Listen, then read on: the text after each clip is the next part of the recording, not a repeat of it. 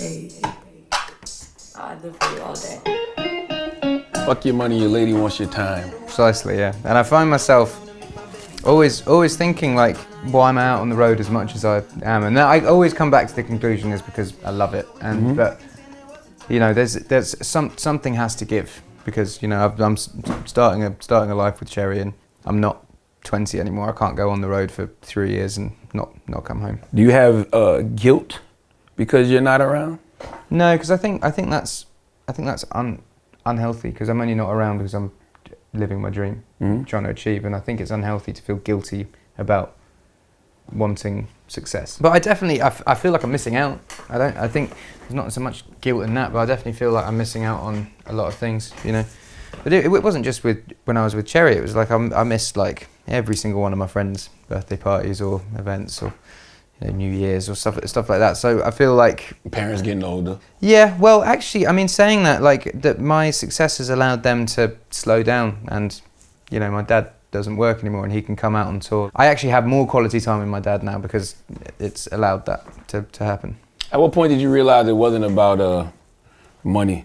It was about, you know, your time. At what point did you realize that? Sounds a bit ridiculous, but when you discover something like a private jet, and you're like, I can buy another day with Cherry. I can wait till tomorrow and fly home at 5 p.m. or I can book a jet now and I can fly home and I can gain an entire day. When I was like, money isn't the object, but time is. You know, I'd rather spend more time with you than save more money, basically. That's interesting though, because you need the money. Yeah. To be able to create those opportunities, right. And that's quite, you know, that's a very sort of first world problem to have. I will always turn down every single offer for like New Year's Eve gigs just because like I'd rather spend it with my family and friends. And it happened very early on in my career because I never wanted for much, and I achieved a level of success financially very early on that I was happy with. So ever since then I now can't be bought because I don't need it. Like, yeah. But that isn't because I've now doing a stadium tour. That was like back then doing theatres. I was like, well, if I can earn by playing the songs I want to play, why would I need to be able to be bought, basically? And you said, you know, you go on the road because you love going on the road.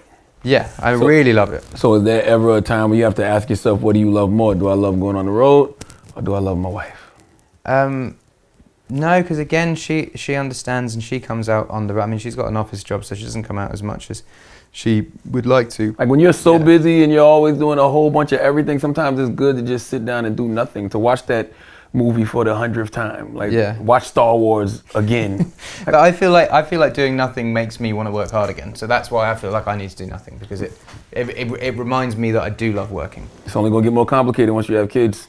Yeah, but I think kids are different because instantly, whenever I've spoken to parents, it's like your life ceases to exist for you anymore. Your life is for your kids. So I don't think I'd have any problem sacrificing things that I enjoy for them.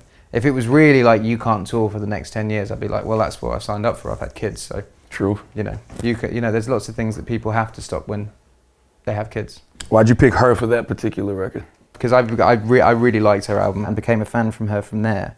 When I found out she was a fan of me, I then asked her to be on this. Because you can't ever assume that people just want to do records with you. What's the next song?